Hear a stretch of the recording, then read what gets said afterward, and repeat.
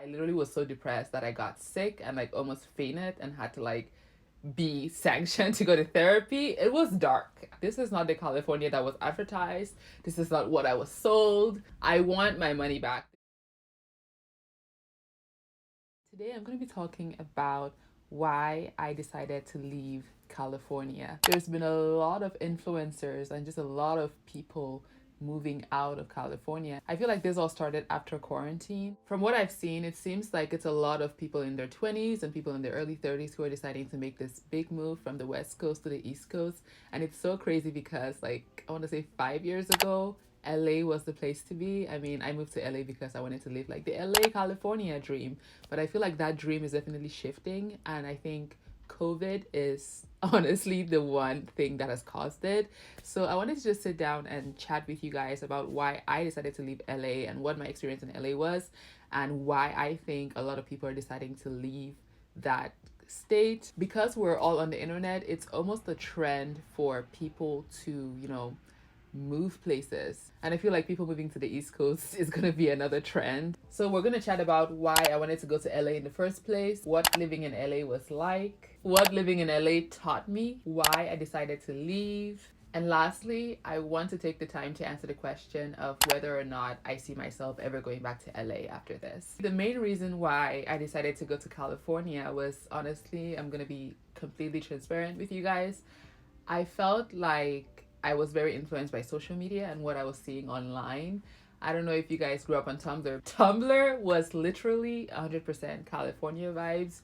You would see like the Brandy Melville girls, you would see like the palm trees and these houses, and it just painted a very like glamorous picture of what California could be. So I, obviously a teenager who's very, easily influenced, was like, yeah, California is it. I want to go there. But secondly, another reason why I wanted to go there was because I love TV shows, I love movies, I love the digital world, and I wanted to be in a place where I was surrounded by creative people.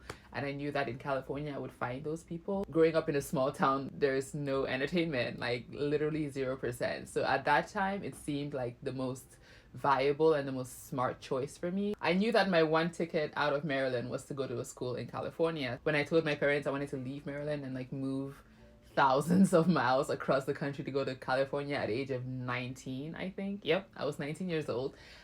Being this little African girl, it was very scary for them. But for me, I literally had not a cinch of fear. I think I had a thought where I was like, if my parents said no, like I was still gonna go. That was how determined I was. I had this rainbow idea of what California would be, but I quickly learned that that wasn't the case, like as soon as I landed. So what was it like living in LA? Like what was a day-to-day like? So I want to just talk about like my first day in LA, okay?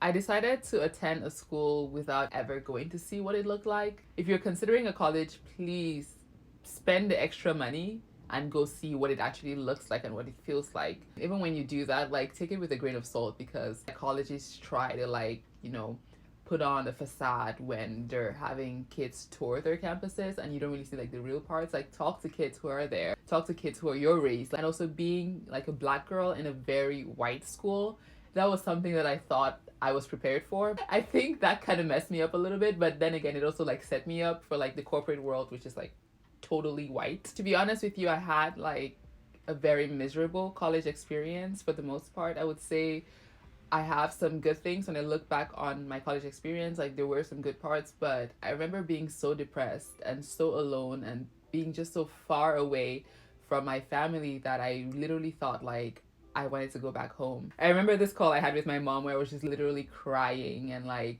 bawling my eyes out because I literally was so depressed that I got sick and like almost fainted and had to like be sanctioned to go to therapy. It was dark. I'm not sure if it was my school or just being so far away from home and not being able to like connect with people well in a new city. It was really difficult, and that's something that I honestly did not consider. I like no one talks about that stuff. So when people tell me like, oh, I want to like move and like go somewhere different, I'm just like, you need to think about like what you're leaving behind and if you're prepared for that. There's something to be commended about leaving your comfort zone. For me, it was like the extreme. Like, I go hard or I don't go at all. I think there's a way to do that with a healthy balance. I got a job after college working at a talent agency. If you don't know what a talent agency is, we are the people who get jobs for actors, musicians, influencers. I was so lucky because I got to work at like one of the top agencies in the country. In thinking about that experience, one thing about working at a talent agency is like you have no life. Like, your coworkers are your family, they're your friends, and they're the people you see almost 24/7. Like, the only time you don't see them is when you're asleep. I kind of like was so lost in that sauce. I thought that was normal. Like, that's just how things are done. Like, you come to work at 7:30. Was it 8:30, 7:30? I don't remember. You come to work at like 8:30 a.m. and you leave at 7:30. I really enjoyed those days though, because I got to meet some really, really interesting people. Quickly, I learned that, you know, your coworkers cannot be your friends. And it's very important to find friends outside of work. And at that time, I think my only friend was my roommate. She was actually my college roommate, and we decided to live together after college. I love living with her because she would like push me to do stuff. I'm someone who's very like homey. I want to stay home and like not do anything. But she kind of like brought out my adventurous side by just like inviting me to things and like trying to get me to try new things. I really appreciated that. The one good thing that I would never exchange about LA is the food. I think LA has some of the best food I've ever tasted in my life. There's this one place in LA called Tatsu Ramen. Literally the best bowl of ramen I ever had was from Tatsu Ramen. The one thing that I found very nerving or unnerving, I don't know what the right word is. You know how like people think in LA it's always sunny? That's a bold-faced lie. I don't know if it was me that changed it, but like me arriving in California in 2016 and literally freezing my butt off for like semester after semester after semester, I was like, no, I want my money back. This is not the California that was advertised. This is not what I was sold. No, like California is not always sunny. So that's just something to think about if you're thinking of moving over there. If there's one thing you learn from living in LA is that everything is transactional. Let me go deep into that. If you live in LA, you know what that means. People don't just do things because they care about you. People are after something. They're hustling to get somewhere. Everyone's trying to become an actor, a musician, a director, a writer, a top agent, a manager, and people will trample over you to get to those things and they don't care. You're just a means for them. LA taught me like, okay, you need to have some boundaries and like have people show you who they are. When they do show you who they are, better believe it and don't forget it.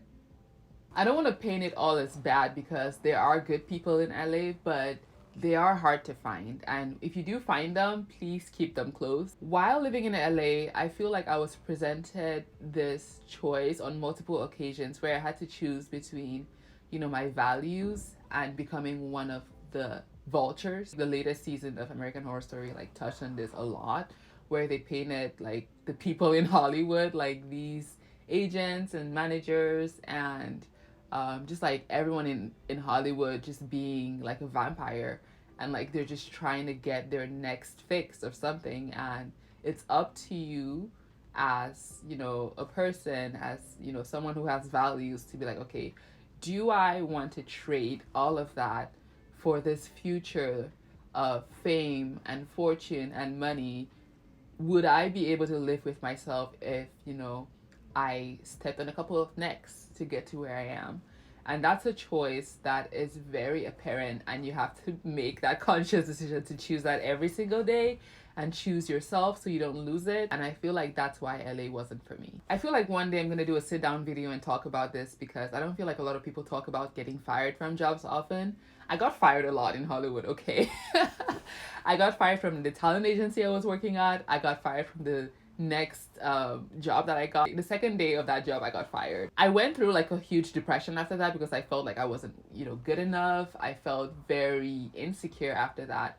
But thank God, I have a God who saves. Like, God literally like dug me out of a pit. I wasn't sure if I was gonna like ever work again. And being a kid who just like graduated college, like that really damaged me for a while. And after I got fired, like I was doing DoorDash in California. Honestly, looking back, those are like some fun memories of me just like driving around the city. I feel like I got to see the city way more than when I was like stuck in an office and working this job. I felt like I got to see different parts of it and like see different kinds of people and just like understand the city outside of like what I'd seen before in school and like at work. And also I got to discover a lot of really cool restaurants. I think that's where my foodie instinct developed from, like from doing DoorDash and Postmates and all of that in California. I did that for about, I want to say 3-4 months, and then I was so lucky. Like this was, let's not say luck, I think God appointed this job to come to me. At some point I was literally homeless. I came back home for the holidays after I got fired, and then I went back in January. I was still door dashing. I didn't really have a place to stay. I was like literally sleeping on the same bed with a friend who was living in like a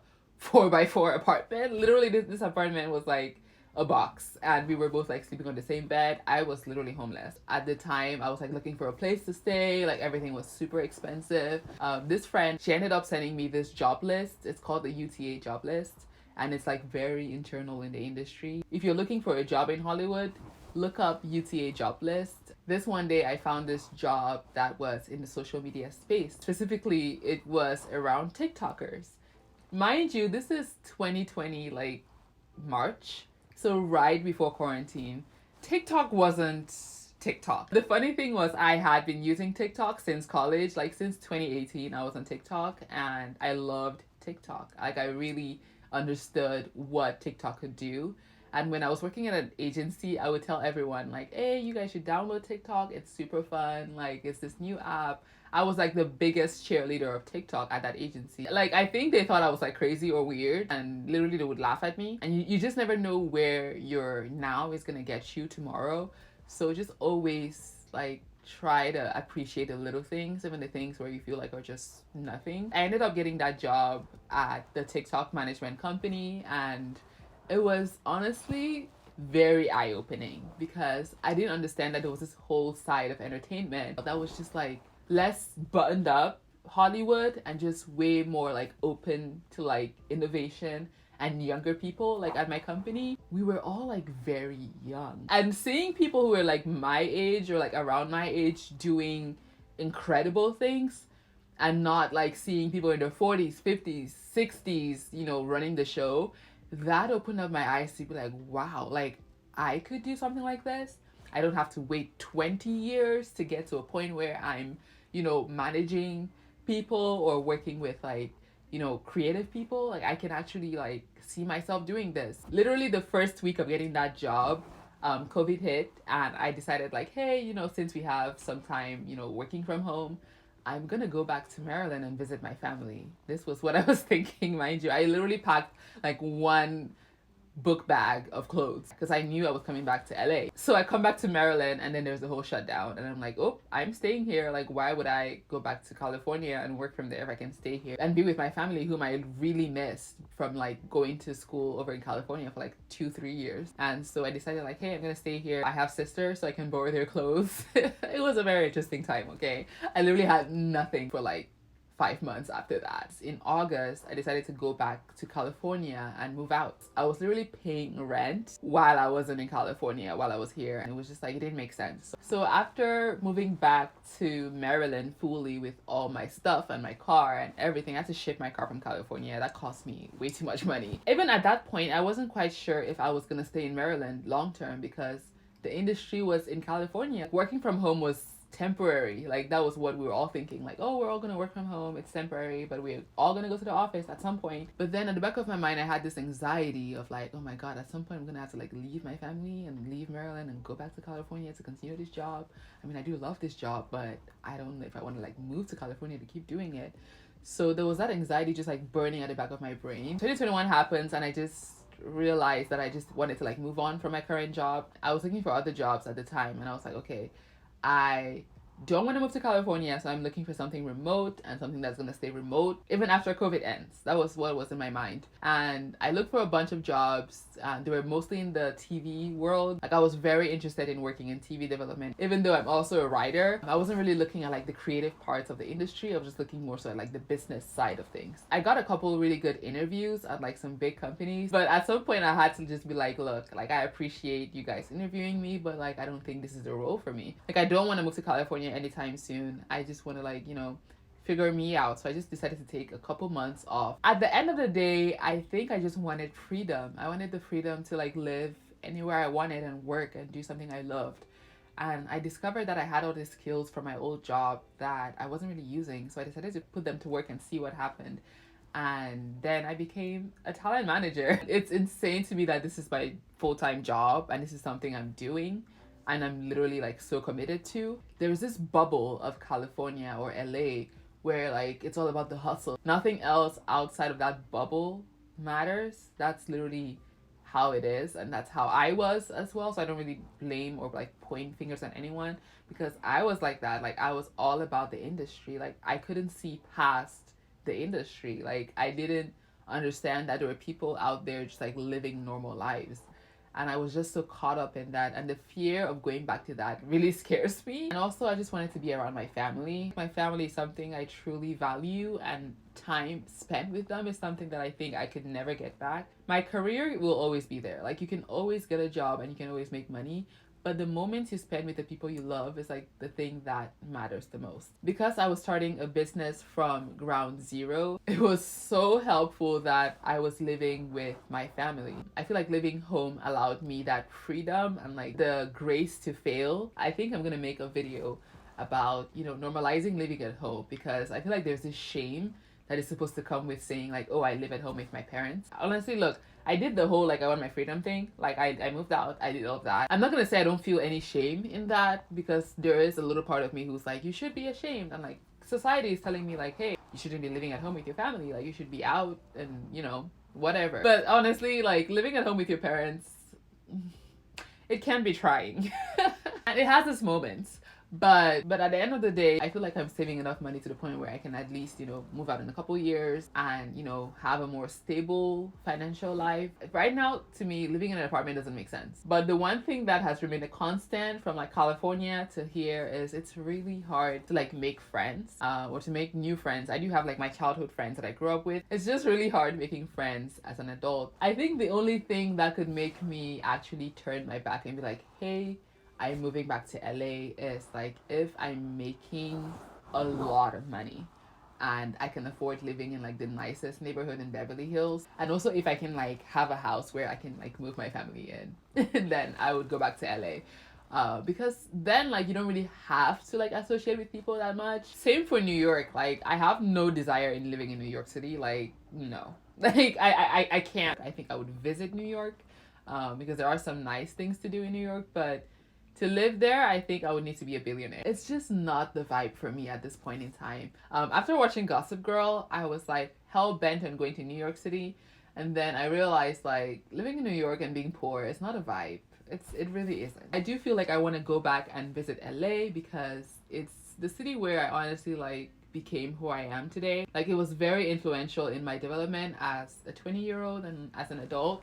And I feel like I just want to go back and like visit the spots where, I have really great memories, like Universal Studios. Like, I have like the most amazing memories of that place. I also feel like my time in California was kind of cut short because I didn't really get to say like a proper goodbye. So I just want to like go back and like do all the things that I wanted to do when I was, living there. Like, there's this one restaurant, I don't remember what it's called, but when I worked at the agency that I worked at, that restaurant was literally next door, and I always told myself like on my last day of working at this agency, I'm gonna go to this fancy restaurant and just treat myself to like a really good meal. And that's something that I plan on doing this year. So later on this year, my plan is to go to California to visit. Just to summarize everything, I feel like living in California did help me understand the world better, and it helped me learn how to communicate with different kinds of people. And the experiences that I got from going there, like, I wouldn't trade for anything. If you're watching this video and you're thinking about moving to one of these big cities like LA, New York, I would say, talk to someone who lives there. Like, talk to someone who you trust who lives there, not just like a stranger, someone who's like you. Talk to someone who has a similar personality to you and ask them, like, okay, like, what is it going to be like on a day-to-day basis? Like, day one, I'm in LA. What does it look like? You know, like, my first weekend, what am I doing my first weekend? If that excites you, then I would say go ahead and pull the plug. Don't move somewhere where you can't afford the cost of living. I'd rather you stay in like a really small city, you know, save up, get a really good job, and then make that big move rather than just going to a city kind of like what I did, which was just like going there because it looked aesthetically pleasing and I was really influenced by social media. Definitely understand that, you know, the internet does lie. Also, if you have any questions about, you know, what it's like to move to a big city from a small city, and also what it's like to move back, like, definitely leave them in the comments below and I'll try my best to answer them to the best of my knowledge and my experience. If you enjoyed watching this video, please give it a thumbs up. I have a lot of very exciting videos coming up, so definitely hit that subscribe button. Thank you so much for watching. I'll see you in the next video. Bye.